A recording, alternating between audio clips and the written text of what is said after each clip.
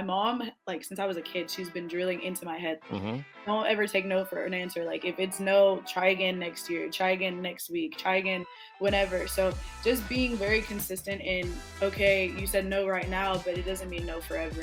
Open to the answer no, but not taking it as a solidified answer, and just keep working and keep working and keep working. And don't let anybody put you down. Be the story. Hello and welcome to the latest episode of Brand&Athlete. I'm your host, Jay Hicks, and I'm joined by the one and only Kayla Alexandre. Welcome to the show. Hello, thank you for having me. You know what? Thank you. I mean, this is a really historic show. Not sure if you know this. The first HBCU athlete to ever pull up to the show. Big Rattler. Let's, let's go. Let's go, fam. You Florida A&M Rattlers. So real quick, what's Tallahassee been like for you, and how would you describe your experience so far? I absolutely love Tallahassee. It's not much to do outside of like the college town part of it, but there's FAMU and FSU, so you kind of get the best of both worlds of like, they call it like being on both sides of the track. So like you get to be at FAMU, you get to be at the HBCU, and then you could also like sneak over to FSU events. So like you kind of just get the both best of both worlds, being at a HBCU and then like also a Power Five school right down the road. So Yeah. it's gonna be fun. I like it. I like it. I'm excited. I'm excited. All right. So we're going to jump right into this. I always say that brands don't start with follower counts, they start with your story. You're a D1 athlete, a Florida A&M Rattler, an HBCU student with a Meta NIL deal. That's not luck, that's strategy. So Yeah. let's talk about how you built it. Yeah, so honestly, my NIL like journey has been kind of like weird. Um, I started hearing about NIL like my freshman year through influencer. They did like a partnership with FIU. That's where I used to go, and they had us sitting in meetings after meetings after meetings about NIL, and I kind of was just like, okay, well, I have to be here. I guess I'll just listen, whatever. And it wasn't until I had gotten to my JUCO where I was like, oh, like I see all these big football players like actually making money and like, Yeah. doing all these deals, like building their brand. So I was like, maybe I should start doing that. And I was at JUCO, so like you have to work really extra hard, like Right. with with getting your name out there, right?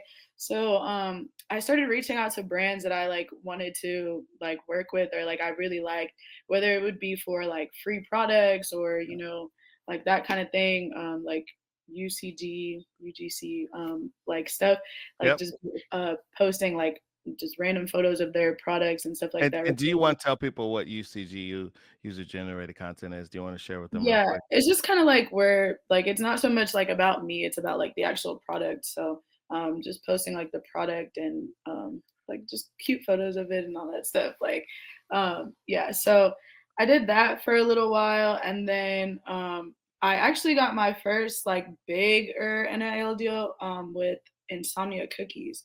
Okay. That kind of put me on the map where I was like, okay, wait, I can actually do this. Like this is cool. Like they actually want me to create like real content for them. Yeah. So through like working with Insomnia Cookies, I've been working with them since I was at JUCO. So it's been 3 years now.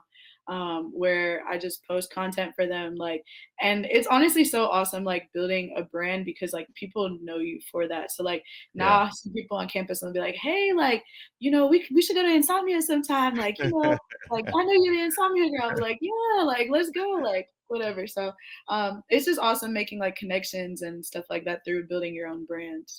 I love that. I love that. And then one of the things I love talking about is the start for you, right? Like I hear all the time from student athletes that, I don't have time. Let's talk about that. How are you able to make time in your schedule as a student, as an athlete, to consistently create content? I will say it's really hard. I'm going to be really honest with like traveling and all that stuff. It's pretty hard, but I will say that like what has made me consistent is the idea. I had seen a TikTok about this, and then also through the Meta program, but we'll get into that later. But yeah, the Meta program, like they kind of just like drilled it into us that like everything is content. You could be going to get a coffee and that's content. You could be going to the movies, that's content. You could be hanging out with your friends, that's content. So just realizing like once you change that mindset to like, oh, I don't have time, oh, like I don't have anything interesting going on or whatever, just changing that mindset to everything is content. Like just pull out your camera and record. You can make it into Yeah. something. And also kind of like just understanding that not every video is going to do well. Yeah. And yeah, like just keep pushing your stuff out there. The more you post, the better, the more engagement you're going to reach. So I love it. So I love it because it's all about getting reps, right? And yeah, then, the biggest thing is we know as content creators and is that I always tell people this like you have to take reps, because you're not going to understand what's going to work, what's not going to work. And then once you kind of see the trend, then after that you do more of what works and less of what doesn't yes, work, right? exactly, exactly. So let me ask you, so tell me about your journey about that. Like, did you, your start when you first started making content, did you pick up on the rhythm of what you found was working for you? No, I honestly like I still wouldn't even say that like I have the rhythm down, but I am working towards it a lot more. Like I think I'm closer to actually having the rhythm down. I had seen a video the other day about how if a video doesn't work the first time, Yeah. change it up in some way and repost it. And I Yep. have been doing that, and it's been working a lot better for me. So like if I post a video, for example, I just posted this video about the home run derby. We did Sure. a home run derby against the FS or FAMU football team. So I posted a video, like a vlog type of video, Hmm. and then that video did like all right. It had like 1,000 likes, like 10,000 views, that kind of thing. And then I reposted it, but like to a funny sound, like the clips of them like singing in Yeah. this. And now my phone is like blowing up because I'm getting so many likes. There's like 500 over 500 comments. Like it's just constantly blowing up because like it turned from a vlog to, Yeah. just making fun of them in a sense, but it's all love. But yeah. I love it. Repurposing content, being Yeah. consistent, right? Like, and just not giving up. Yes, exactly. No, I love that. So again, I do want to talk about this your start. Two quick things. What was the first piece of content that did or didn't hit for you? And let's walk through that really quickly. I think the first kind of content that I was creating was mostly like I had like deals with like different small businesses where like clothing brands, Hmm. and like that was a little bit easier for me because I was just still easing into posting and stuff like that, because posting was really awkward to me at first. I felt like Instagram is very much like a performance, and I was like, yeah, that doesn't really fit who I am. I'm not a performance type of girl. So it kind of made it easier because I was just putting on an outfit, looking cute, and taking regular pictures. And then my caption was like, "Oh yeah, follow this brand. Like they're really cute. Like outfit inspo, yada yada yada." Whatever. So that kind of started working for me just because it was so like natural content.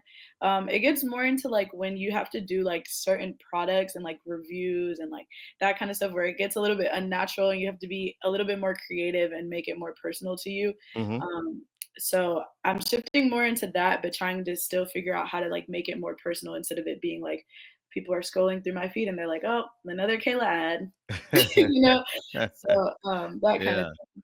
No, you're right. It's so huge to have diversity of content so that you don't have like 9 ads in a row. yes. You know what I mean? So no, I love that. And that's part of the journey. And that's some of the things you learned, right? By getting those reps that you're getting. For sure, yes. Yeah. So I want to talk about this. HBCUs, student athletes don't get handed the spotlight, right? So the ones who are winning in NIL, they built it. They built the light. That's you. Want to talk about your journey? You transferred, you took control of your path, you tapped into Meta. That's really bold. What mindset did it take for you to bet on yourself? I have a very determined mindset in general in everything that I do in life. Like if I want something, I am very much the type to go get it. Um, And I think really what like made it easy for me was that my mom, like since I was a kid, she's been drilling into my head, Hmm. don't ever take no for an answer. Like if it's no, try again next year, try again next week, try again whenever. So just being very consistent in, okay, you said no right now, but it doesn't mean no forever. Yeah. So reaching out to brands, just being consistent. And if I really want to work with a brand and it doesn't work the first time they tell me no, then the next time I'm going to send them more content and I'll be like, oh, look, I already used your product. I love your product. I use it all the time. Let's see if we can work something out now. And I found that that really does work because even if in the moment they tell you no, they are likely to put you down on some sort of list. I don't know how it works from their end, but I have found where like I'll email brands and they'll tell me no in the moment. And then 6 months later, they're like, hey, we've been keeping up with your content. We really like what you're doing. Would you like to work with us? So that kind of thing. Just being very open to the answer no, but not taking it as a solidified answer and just keep working, keep working, keep working. And don't let anybody put you down. People are gonna hate all the time and you know, just gotta be you. Keep Yeah. pushing through stuff. I love that consistency and just persistence, right? Like I always think it's like we all have like, one of the things I love is that sometimes society has a way of like beating that out of us. And I think we all come out as children, right? Like think about when you're a kid and you wanted that piece of candy or you wanted something from your mom and you would ask, 20 times, 25 times. Right. And so I love what you're talking about because we know that success is on the other side of that consistency and just Yes. fearlessness, not giving up. Yes, and also when you're annoying, like, people are likely to just be like, "Okay, you know what? You've tried so many times, here. Here you go for it. That's so Do what true. you can do." So let's talk about it. So why the transfer and how did you make that call? So my story is like kind of unconventional in being a college athlete. I got into I committed to FIU when I was a junior in high school, and a week or two, like a month or two before I got to college, our entire coaching staff got let go of. Mm, So at the time, the transfer portal wasn't very big. Like it was known, but it wasn't like a big thing how it is now, where people just enter the transfer portal. And it was a lot more scary back then. So I think, don't quote me, but I'm pretty sure my options were either like stick it out for a year or go somewhere else and like sit out for a year. mhm. I think at the time that was how the rules were. And I was an athlete coming out of high school. Everybody had no money for me if I would decide to transfer then. Yeah, So I decided to stick it out. And it really wasn't what I expected out of my college experience or what I really wanted, like from softball, like the softball aspect, the life aspect. Miami was a lot of fast paced stuff, and yeah, that's just not really fit my personality. And then also like the school part, they didn't have really what I actually wanted to study. And I realized that after my freshman year. So it just seemed like, okay, this isn't the place for me. I remember I would call my mom some nights and I'd be like, hey, mom, like, I don't know what I'm going to do. This isn't the place for me. I don't, this is stressful. I have a recruiting coordinator. I would call her. I'd be like, hey, like, what are we going to do to get me out of here? And she'd be like, I don't know, girl. You need to stick it out a little longer, see how it goes because, the statistics. And that goes back to like our point before, like, people are going to doubt you, yeah, but like, you really got to just buy into yourself because, like, I was listening to people tell me, like, yeah, you're a freshman with no stats. Nobody's going to want you. You're a freshman with no stats. Nobody's going to want you. Nobody's going to look at you. There's people transferring from Oklahoma, from all these Power Five mhm, schools. Nobody's going to want you. And the statistics show that, like, if you enter the portal, you're not going to make it out. right. And I trusted in myself. I trusted in God. And I was like, okay, I'm going to enter the portal. And if nothing comes from it, then nothing comes from it. I'll just go to college and be a regular student. Like, whatever. And then I ended up getting a lot of offers to some mid-major D1s, but eventually I decided to transfer to a JUCO because I was still trying to find my love for softball again. I Yeah, kind of lost it my freshman year, and I transferred to Santa Fe College where I had the best coaching staff ever, who helped me regain my confidence in softball, regain my love for softball. Um, yeah, they were just really awesome. Like they're blessings to this day. Like I still yeah. talk to them. And then after that, I actually had made a joke with my coach. I was like, yeah, like I don't know, like if softball is gonna be a forever thing, like what if I just go to an HBCU and just, whatever. And she was like, well, if you want to go to an HBCU, try playing softball. I was like, okay. So I literally went through all the conferences that have HBCU schools, and I emailed every single one of the schools. Wow. And I was just like, okay, like these are my videos, this is my stats, this is who I am. Like reach out to me if like you would be interested. And I heard back from a lot of schools, but I ended up funny story, my coach actually blocked me. She blocked my email because I emailed her so much. No way. You got Yeah, put in the spam folder. yes, I I love did. that. I actually I love that. did. I did. And then like a GA had came in and I emailed her and she was like, yeah, we need to get Coach P to hit you up. So then that's how I got connected with her. I Okay. ended up finishing out that season at my JUCO, and then I played summer ball. While I was playing summer ball, I did real good numbers. I had like the highest on base percentage in my summer ball league. Mm, I hit like 6 home runs. I was doing really well. So I had gotten a lot of offers from there. And then eventually, like one day, I was at summer ball and I'm like, you know what? I need to stop playing around. I want to go to FAM. yeah. So I picked up the phone and I called Coach P. I said, hey, um, I think I want to go here. And she Yeah. was like, you think? I was like, no, I know I want to go here. And yep, that's how I ended up at I FAM. love that. I Yep. love that. I love that story. That is a great story. I love the best part of it to me is that you were so, dead set on going that they ended up blocking you because you Yes. reached out so much. Yes. Story of consistency, right? Yeah. In all aspects of my life, yes. Yeah. Yeah, yeah. Were there any doubts or moments of fear? um, I will say after my freshman year, when a lot of people were telling me that I wasn't gonna make it, like I was a little doubtful in a sense because like I was a freshman, I was 18 years old. Hmm. I had no stats. Like I played in 5 games all year long. Um, it wasn't really looking too great for me. But through that experience, I found Christ. I started going to church, started praying, and Wow. when you really like dedicate your life to Christ, you kind of learn to like not worry as much about things that you can't control. So I just kind of gave it to God, and That's right. I think that's where like the doubt and the worry kind of went away. But yeah, Yeah. Cue up the DJ Khaled. They didn't believe in us. literally, but God They did. you know what I'm saying? I love that story, and it's a story of, like, perseverance that, that you have, and then, I always have what I call the look up moment, right? Yes. And the look up moment is when life knocks you down, right? And then I always say, like, if you're laying down and you're on your back, and if you can open up your eyes, and if you can look up, you can get up, and if you can get up, you can look forward.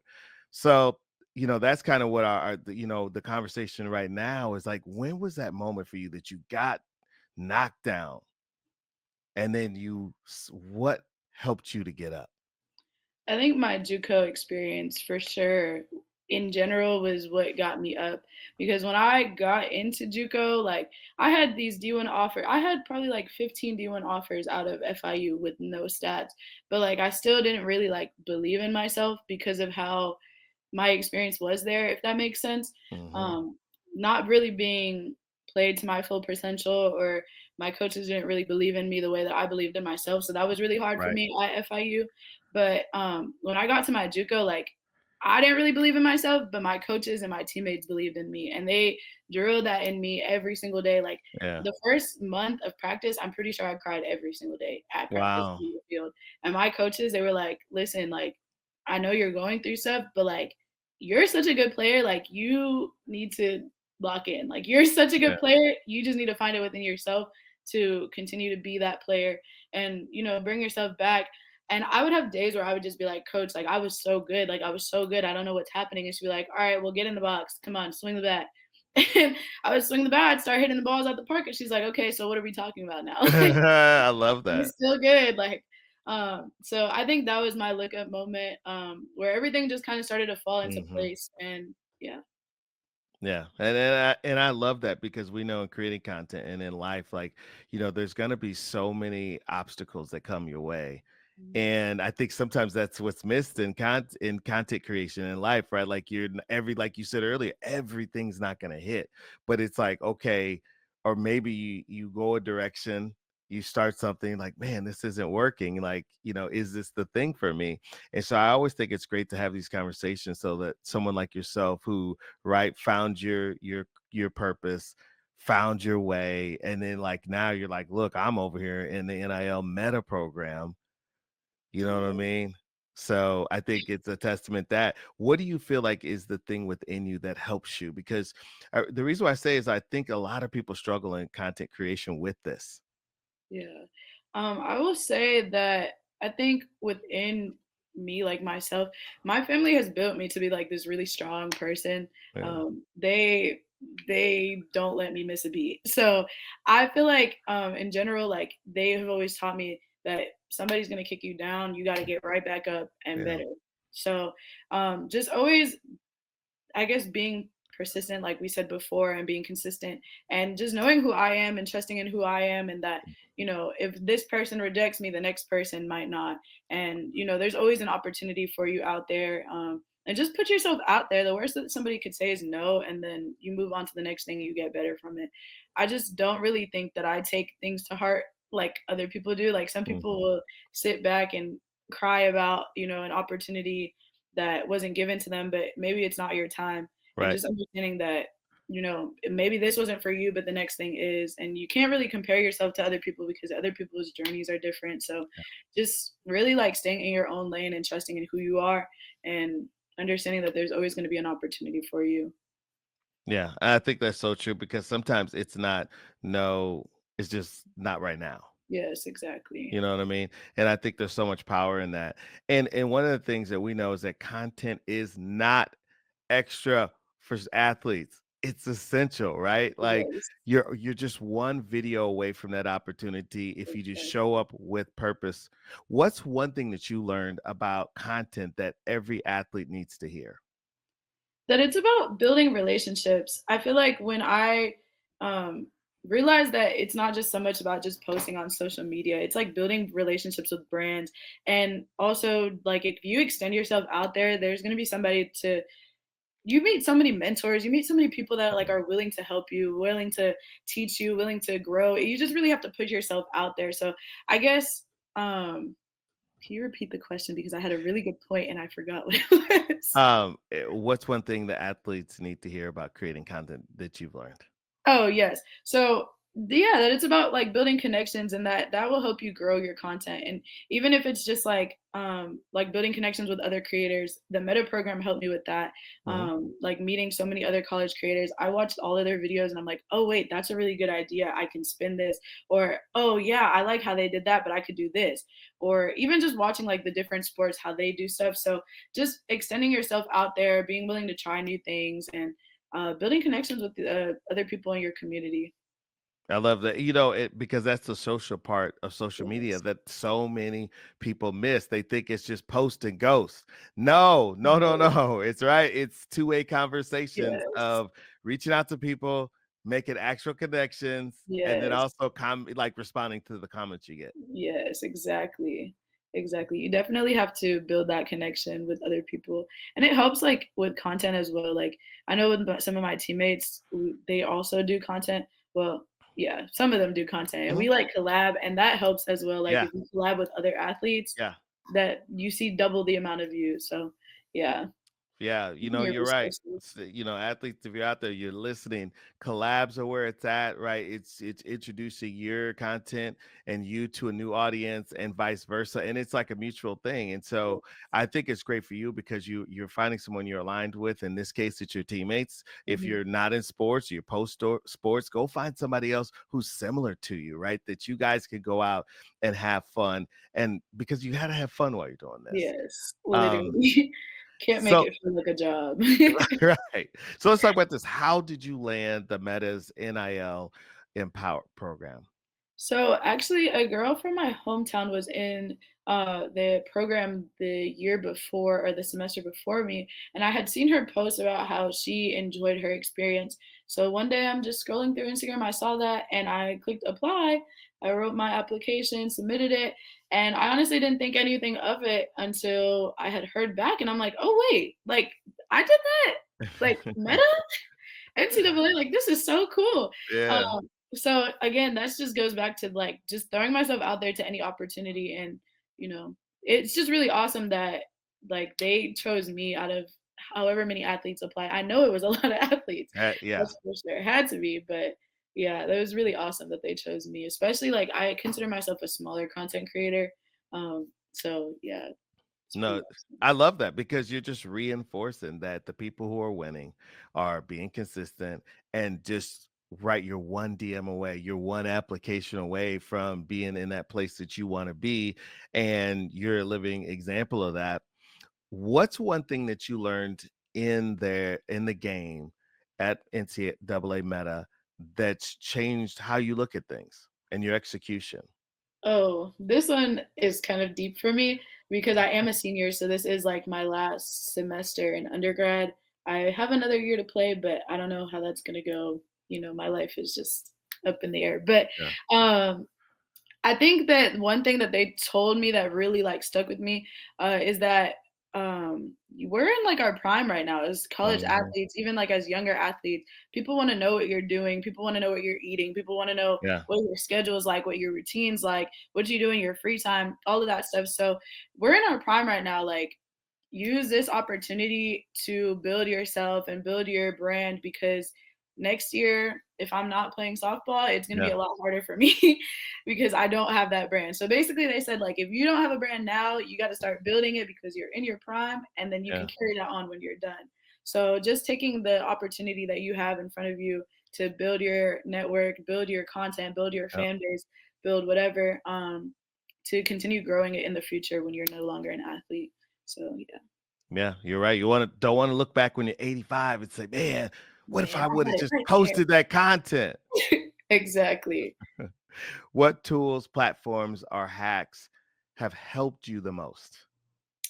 Um, I think definitely like I have this digital camera that I had bought and that makes me so happy because it makes me so like it's so much easier to just What hold this what little kind of camera do you have? Okay, it's a DJI Osmo Pocket 3. So I just like Okay. hold it right here. It's not too crazy where I'm Yeah, like, oh hey guys, like whatever, or not a vlogging camera where it's just like whatever. It's just a little handheld camera where I could be really personal, really quiet and yeah, record my content. So that has helped me so much because I am a very outgoing person, but when you're out in public, it does get a little awkward to record content. So that makes it a lot easier for me. I've found that that helps. And then also just editing, I found I watch a lot of videos on like what other content creators are doing, just seeing what works for them and like adjusting how I am doing yeah. things to what they're doing. And I think I mentioned it before about how repurposing content, Mhm. that has been like my biggest thing now. Like that is something I will stand on because it works time after time for me now, after I started doing it. So I'm going to continue doing that. That's going to be my thing now. If I posted one thing and it didn't work out, we're gonna repurpose it for another thing. And Yeah, yeah, I think that's one of my biggest hacks that I've found and I really yeah. like. So Like yeah, you said, you could take a vlog and you can turn it, add trending audio with it, you know yes. what I mean? Say, how can I tell this story when you see something with something I already have in my camera roll? Yes, exactly. Yeah, And it makes it a lot easier because you don't have to worry about taking new videos or whatever the case may be. You just gotta take the same videos, edit it in yeah. a different way, and post it. Yeah, yeah, and just full transparency, I'm even on this podcast, Brand&Athlete. I do the same thing. Sometimes I've been going back in and looking back at old episodes and saying, "Man, can I just pull the snippet of the guest talking or just me talking?" And then doing that or adding it to trending audio. So you're right. Yeah. There's so much evergreen content, and a lot of people on their phones have 14,000 videos and Yep. photos. At least me. I mean, maybe I'm telling on myself. I probably have way more than that. I'm not gonna lie. I get a storage notification every day that I need to start clearing stuff out. You So need to go to the TikTok shop and get one of those external drives. I'm, yes, I'm kidding. literally. I'm kidding. It's all over my feed, y'all. But I'm not co-signing. But anyway, how do you balance school, life, sport? I feel like I'm very good at balancing things. I have my teammates to hold me accountable. I have my coaches to Hmm. help hold me accountable. But I really take use of all of my resources that I have, Hmm. whether it be tutors, academic advisors, my teammates, my coaches, people in my class. I just reach out to everybody to kind Yeah, of help me build my network and help me be in multiple places at once. Because with yeah, being on the road and missing class all the time, it gets a little hard to like keep up with stuff. So having like my classmates to text me what we did in class or whatever the case may be, just being very transparent with everybody, and also using a planner. That's like Yeah. the biggest thing. I have alarms.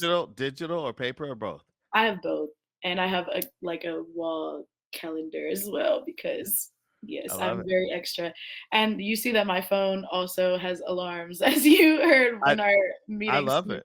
Yes, I have to have alarms for everything. But yeah, that's what keeps me And you're going. talking about, for those who don't know, right before we started filming, Kayla's cell phone went off with an alarm to be in the interview. Yes, I was like, yeah, I needed to make sure I wasn't missing anything. So yeah, I set a lot of alarms to make sure I'm in places at the right Yeah. time. I'm not missing anything. And also, I'm in a lot of organizations. I'm vice president of Fellowship of Christian Athletes. Okay. So I have to balance a lot of Shout stuff. out to FTA, by the way. Sorry. Yes, shout out to FCA. So yeah, I definitely have a lot on my plate, but using my resources and on top of that, using a calendar, Yeah. planner, alarms, that really helps me stay on top of everything. And that's a reoccurring theme, since I've been doing this podcast. And we started out one of our first interviews, Connor Prince. Shout out to Connor Prince. Many don't know him. He's from a D3 school. He is now a full-time content creator out in LA. One of the videos I love is that he went from not being as well known. D3 doesn't have a lot of games on TV. And one of the things he did is he went in and got training on Google Calendars and all of the things that the campus had. And then you look at it now, he's utilizing that. He is the most followers on Snapchat of any Wow, athlete. Yeah, I believe he's got over 1 million that's on there. awesome. Yeah, shout out to Connor Prince. And so that's the reaffirming thing that we keep hearing, is it like it's the organization, and then we know people who are not athletes but they're content creators, because you're right, you need to keep up with this. And that's one of the ways, I always say control the controllables, Hmm. and having a Google Calendar or whatever works for you is a great way to put it out there, have the visualization so that you can execute and not be worried. Exactly. Heavy on the not be worrying because we have a lot of things that we have to balance, and Yeah. worry causes too much time to Yeah. Yeah. work on stuff. So Yeah. So look, building your brand doesn't mean you're acting like someone you're not. It means that you're becoming more of who you already are. That's the secret, right? It's the more real that you are, the more that it resonates with people. So for you, I ask, what's the most unexpected thing that came from being consistent online? I think just building, like, I know it's cliche because we're talking about building our brand, but like building connections, I just feel like it's given me so many opportunities outside of just content creating, outside of just softball. I've gotten opportunities like job opportunities through people seeing me on social media, Yeah. people meeting me through softball and being like, oh yeah, I've seen your videos. Like, what are you doing in life? Like, what do you do outside of this? So just it helps you broaden like your connection, your network outside of just softball or school and um, yeah, Yeah. content creating. I think that the connections that I've made are unreal. Yeah. It's so awesome. But yeah. I love it. I love it. CVS deals, NIL wins. What's work for you? It just being consistent. That's really it. Being consistent and not taking no for an answer has really just worked for me. I keep things pretty simple. I think that's also another thing Yeah. that's worked for me, just not trying Break that down. What does that mean to you? to me, Because it a means lot of people need to hear this. yes, to me, I feel like a lot of people when they start content creating, they think that it needs to be like this big performance. Yeah. And I had mentioned that before how I felt like in the beginning of content creation that Instagram was such a performance, but I feel like the more people get to know you and like the real you, the easier it is to expand your brand and expand your following base. So just keeping it simple in that sense. Like I don't need to be something that I'm not. I don't need Right. to be someone Right. that I'm not. I don't need to be pushing out content that doesn't work for me. So if one Yeah. of my teammates is posting dancing videos and that's how she gets her followers, I don't need to be doing the same thing Yeah. because that's not who I am and not what I do or what I like to do. So just keeping it simple and yeah, I Yeah. don't know if that answered the question, No, it but did. You're talking about, being true to yourself. And I yes. think one of the things that you get from getting reps is that you develop confidence And the Yes. confidence can only come from getting reps. Like you can think about it, but but execution gets you closer to your goal. And in the process, you trust yourself. Right. Exactly. That's the same way, like, in sports. Like, that's, like, something that I've definitely heard my coach Yeah. say, like, reps gives you confidence in any aspect of your life, whether it be content Yeah. creation, sports, life, or, like and the more you get comfortable with something, the more confident you are, and the more likely you are to succeed because Yeah. confidence really is what drives you to be great, in No, my you're right. opinion. No, you're right. And one of the things that I'm a firm believer on is that like, you have to you have to be okay with failing. And one of the things I'm very fortunate I had, parents who allowed me to fail, right? Like to go out and do things and allow me to get out there. And in that process, as you get older later, you're starting a podcast and you're gonna reach out and you DM an athlete, to FAMU, it says, "Hey, I know you don't know me, but I love what you're doing. Would you pull up?" Yeah. It's like if she doesn't answer, she doesn't answer. But it's like, Yes, oh, exactly. okay, no, she's like, I'd love to. Let's go. I mean, Yes. right? And it sounds like that has been really like one of the cornerstones to your success. For sure. I would definitely put that at number 1 of, like, my success story Yeah. throughout softball, throughout content creating, for sure. Yeah. And I just want, one of the things my friends know, I always go on about this, but I love for people to believe in themselves and to love themselves because one of the things that comes out of this that I've learned in content creation, and it's like you're with you all the time. Like you gotta love yourself. And part of love yourself is like, you know what? I really don't care. Like you were saying, you're gonna have haters, you're gonna have people who just Mhm. aren't rocking with you. There's gonna be people who you're cool, and all of a sudden they're in your timeline. You can see they're liking your content. Like, wait, okay, they didn't like my content. Now they're acting a little different. There's a switch up, and you have to be okay with that. You have to be okay with that because at the end of the day, like, I have to deal with myself every day. If I don't like myself, then how are other people Yeah, gonna like me?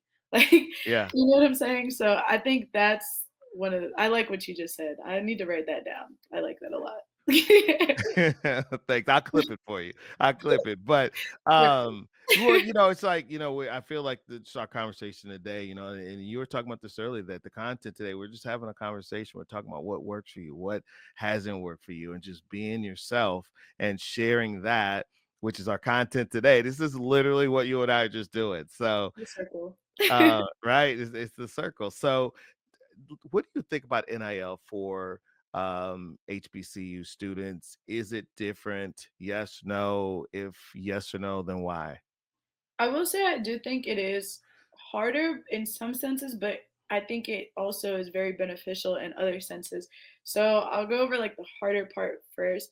Okay. I feel like, especially like being at FAM, we're right next to FSU. So when I reach Hmm. out to school or businesses around the local area, it's harder for me to get a response than I feel like somebody that goes to FSU because it's FAMU versus FSU, Hmm. just because like this smaller town I know I've reached out to some businesses and like they won't even respond or they'll be like, "Oh yeah, like your following count isn't high enough." And I know they're referring to like the fact that I go to FAMU rather than Yeah. FSU. So Right. I think that sense has been a little bit harder.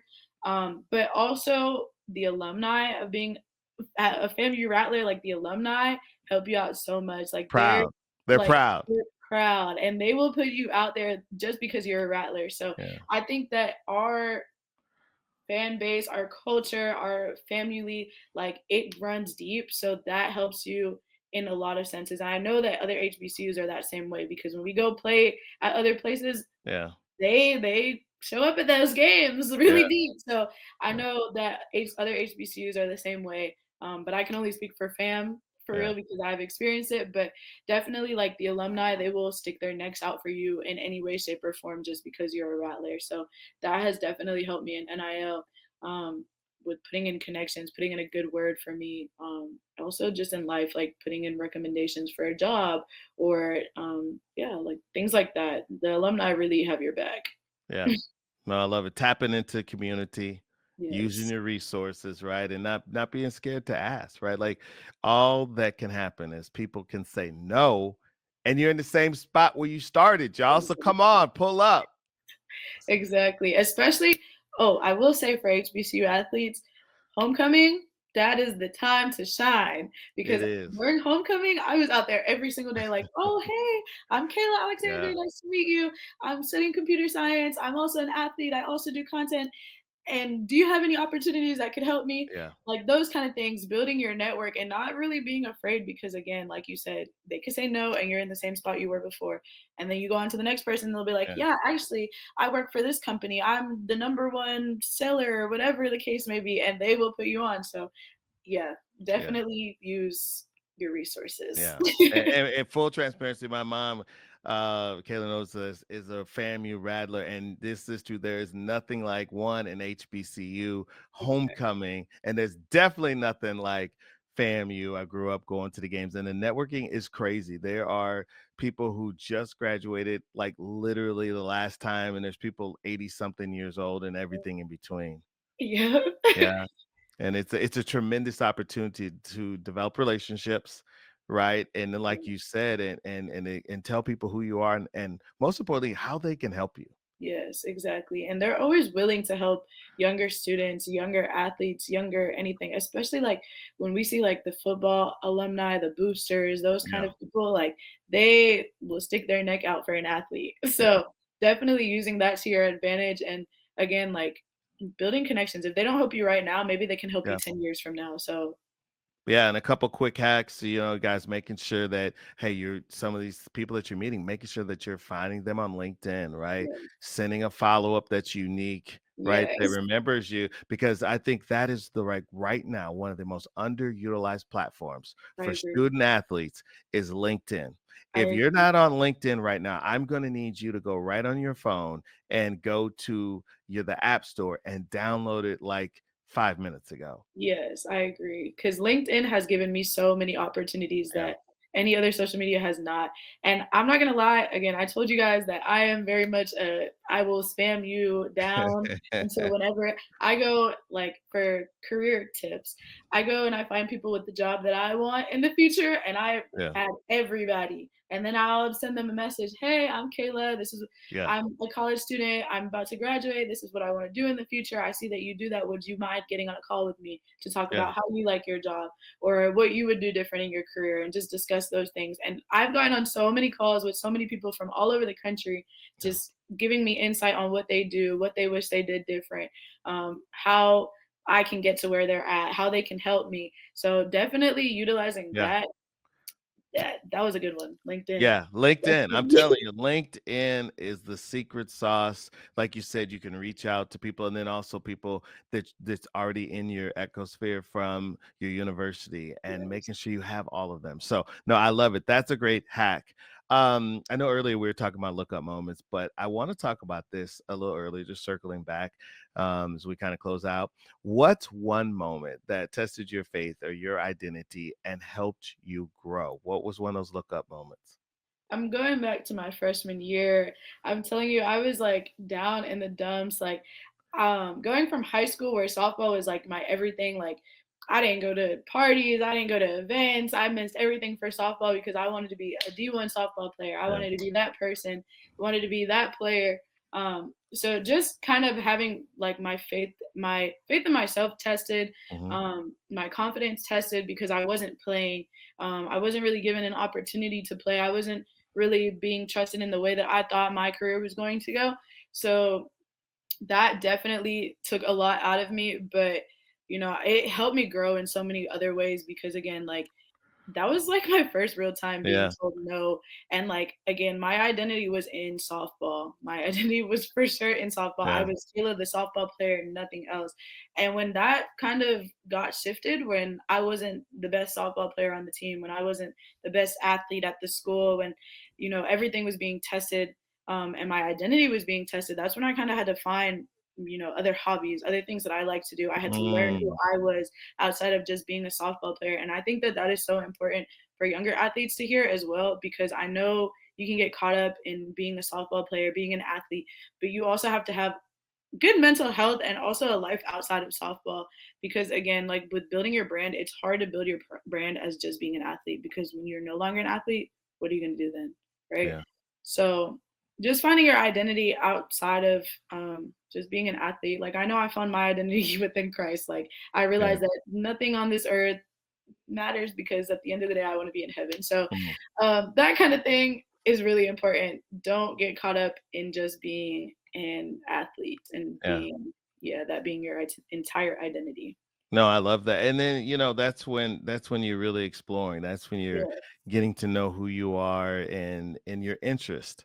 Yes. um Individually. And then, I think that's so rich, because I think what happens is people get locked in, and then if things go sideways and you put all your eggs in terms of how you see your self identity, Mhm. that could be a challenge, especially too also at some point. This thing always ends for everybody. It doesn't Yep. matter, you know what I mean? Even if you go on to play It professional sports. will. It will always end, and Yeah. then you're gonna have to figure out what else you're gonna do with yourself. Create content. Yes. All right. Really Before cool. we wrap up, I have to ask you, where can people find you? What social media platforms are you on, and what are your handles? I am on TikTok, I'm on Instagram, I'm on LinkedIn, connect with me on LinkedIn. My username is basically the same for everything. It's Kayy Alexandre, Alexandre. All right. I Yeah. love it. I love it. Must follow. Hit follow, guys. Hit Yes, follow. follow. Join her community. Yes, and Kayla hit me is up. I love to talk. pull And up. I'll love to help you in any way that I can. I love it. Connect. Yes. So one of the things we love to do is end on a motivation. We want to, inspire each other with our conversations, learn from each other, share best practices. What motivation do you have for athletes and content creators out there? I'm going to keep going back to the don't let a no hurt you and your confidence. Just continue to keep going because if it's a no right now, it might not be a no later. And if one person doesn't believe in you, the next person will. So just continue to believe in yourself and push through any adversity that you have. And yeah, just be confident in who you are because things will always work out for you. It may Yeah. take a while, but it's always going to work out for you. This has been great. I love that. We have to collab. We have to do some other content. Yes, I I would love really, yeah, to. you bring great insights and great energy, and Thank it's like you. we all talk about, right? Yes. Um, yeah, no, that's awesome. Have to share this. The show is powered by Hicks Sports and Entertainment, a platform built to tell the story of brands and athletes and stories that matter.